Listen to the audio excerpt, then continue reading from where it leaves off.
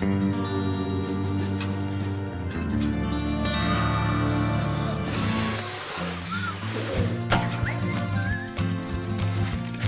wildfires. That's all Smokey wants for his 70th birthday.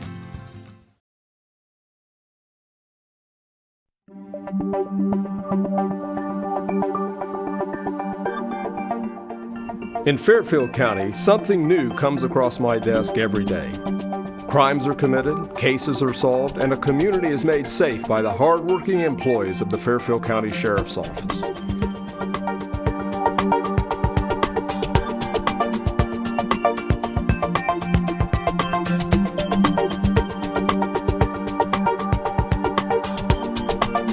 Welcome to This Week with Sheriff Dave Phelan, a weekly program here on LSN Television. We're also carried by a number of the radio affiliates here in Lancaster. Do appreciate you, the viewers and listeners that join us each and every week. We've got a great show this week because we're going to be talking about 2014, what went on within the Fairfield County Sheriff's Office. And we have with us Lieutenant Mark Churchill, Lieutenant Tim Voris, and Lieutenant Alex Lape. They are the commanders of different components of the Sheriff's Office. So we've got a lot to talk about. As we go into our next show, next week, we're going to talk about 2015, some of the goals they have, some of the things we look forward to in the up and coming year. I certainly hope each and every one of you had a great New Year's and do appreciate you joining us each and every week. This is actually produced at Fairfield Christian Academy. Do appreciate the students. Our executive producer is Kelly Roberts, lines the guests up, works on a lot of the questions, a lot of the behind the scenes activity. She does a great job. Let's get started. Our jail commander is Lieutenant Churchill. Tell us a little bit about last year and some interesting highlights within the Fairfield County Jail. Well, one of the biggest things we did last year was we updated all of the Jail Bureau's standard operating procedures. The state minimum jail standards changed. Okay. So we incorporated all of those into the new standard operating procedures for the jail.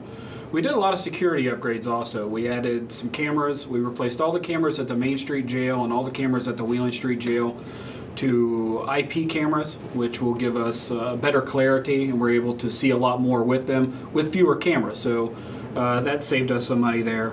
One of the biggest things I think we did, and the lieutenant helped with that, is we hosted our own Corrections Academy. And we had 10 students go through there. The lieutenant oversaw the academy, and they all graduated.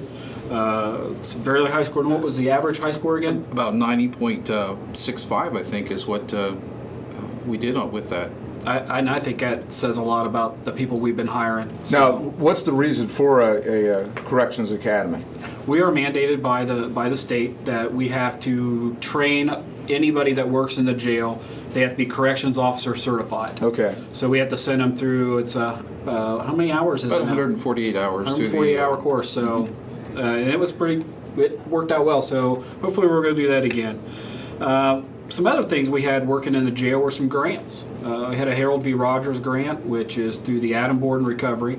We had the HOPE grant, which is through Job and Family Services, the Reentry Coalition.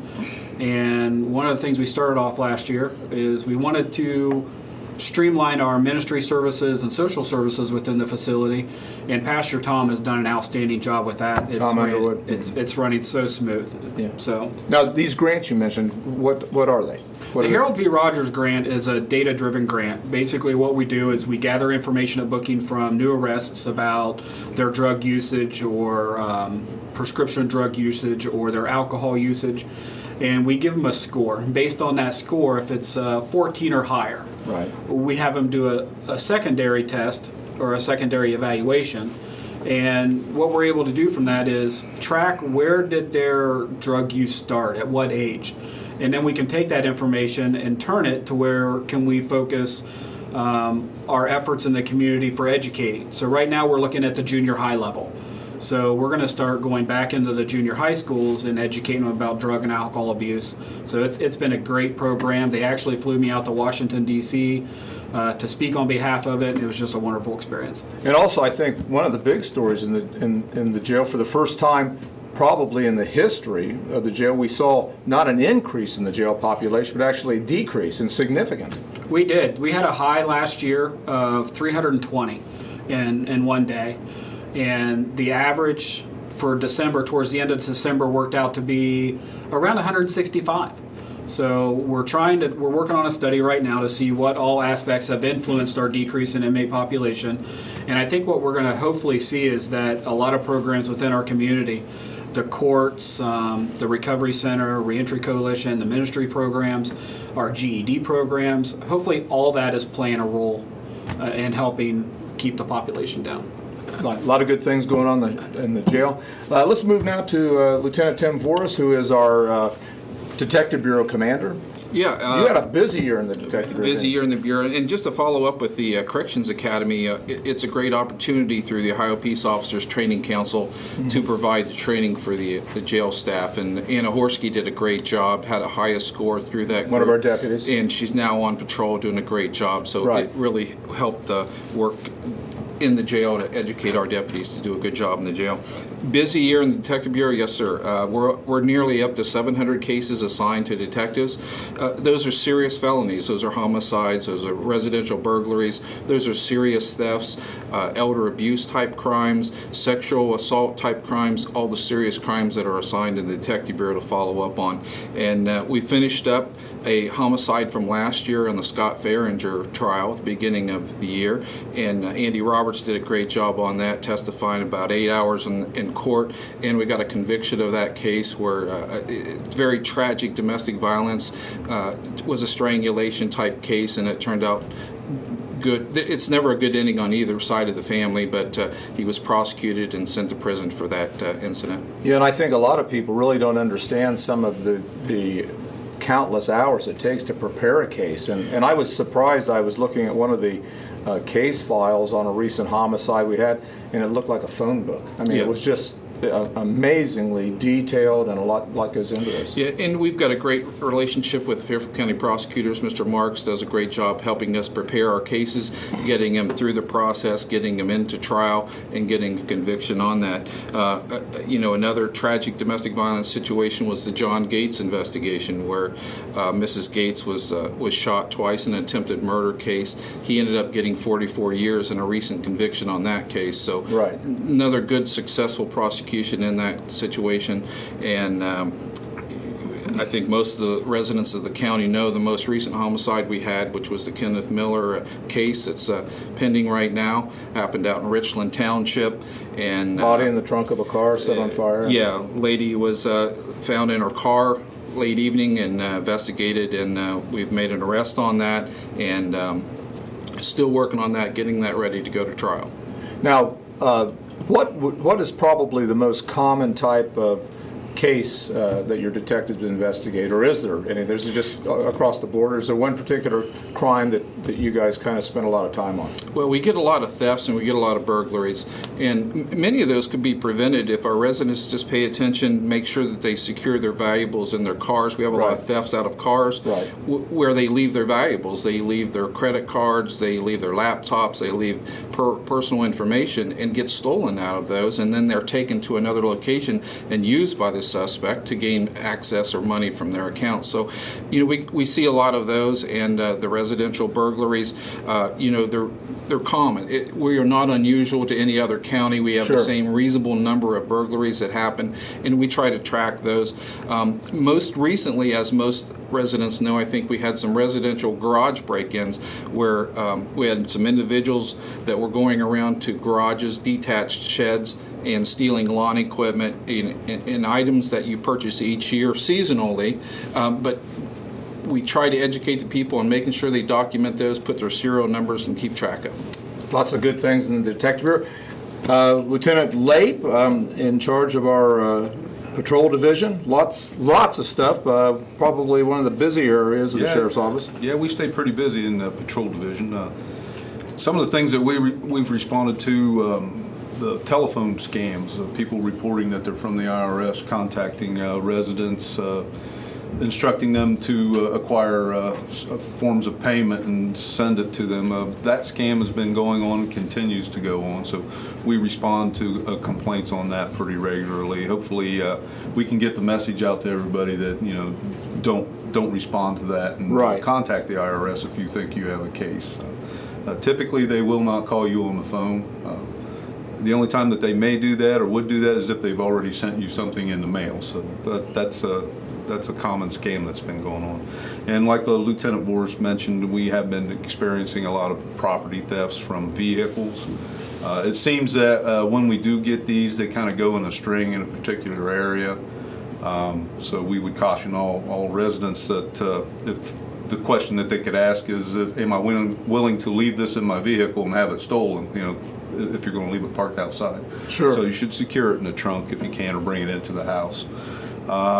Some other news, unfortunately, our K-9, Sergeant Arno, passed away, and it was a sad day for the Sheriff's Office when that happened, but currently we have a new K-9. His name is Carr.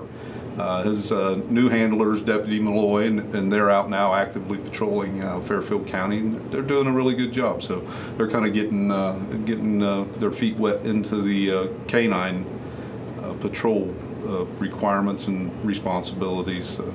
The other issue that we've had a few SWAT missions for the year. We've had 13, which is not a lot, but it's a pretty good number. Each one of those missions goes through a process of evaluation prior to the team deploying. We've also had a couple swatting prank calls, and we've responded to those along with the investigations that are subsequently occurring in the Detective Bureau to follow up on that. Tell our listeners just what is a swatting call? Swatting call is kind of a slang term that's used in law enforcement for a prank situation or scenario that may be occurring. The one that comes to mind right off is it was reported to us as a hostage barricade situation when in fact it wasn't. It requires the deployment and use of a lot of different resources from a lot of different agencies, and those are investigated, and that would be where Lieutenant Boris's staff comes in on that and follows up on it. There have been, I know, some people identified as responsible for those, so hopefully they'll be prosecuted on that. The other issue, or the thing that we've done in the past years, is the ALICE training in the schools. That's in preparation for any active shooter event. We've been through a lot of the schools in the county and provided that training not only to the staff but also to the students. So hopefully we can continue to do that. Lots of things going on, and we probably could do this program for an hour or two with all the things going on within the county, but we're just about out of time. Do appreciate Lieutenant Mark Churchill, Lieutenant Tim Voris, and Lieutenant Alex Lade joining us today to talk about last year. And we've got a great show coming up next week where we're going to talk about some of the goals, some of the things we're going to see for 2015. It looks like it's going to be another great year for the Sheriff's Office. I do appreciate each and every one of the lieutenants. They are the commanders of the Sheriff's Office and take care of the personnel issues, take care of the oversight on a lot of things that go on within the Sheriff's Office, make sure we have a smooth running operation, and they do a terrific job. We're just about out of time. Again, I appreciate you, the viewers and listeners that join us each and every week. The students here at the Fairfield Christian Academy, our executive producer, Kelly Roberts. Make sure you join us next week. If you're out there driving, buckle up, be careful. Until next week, God bless, and we'll see you right here.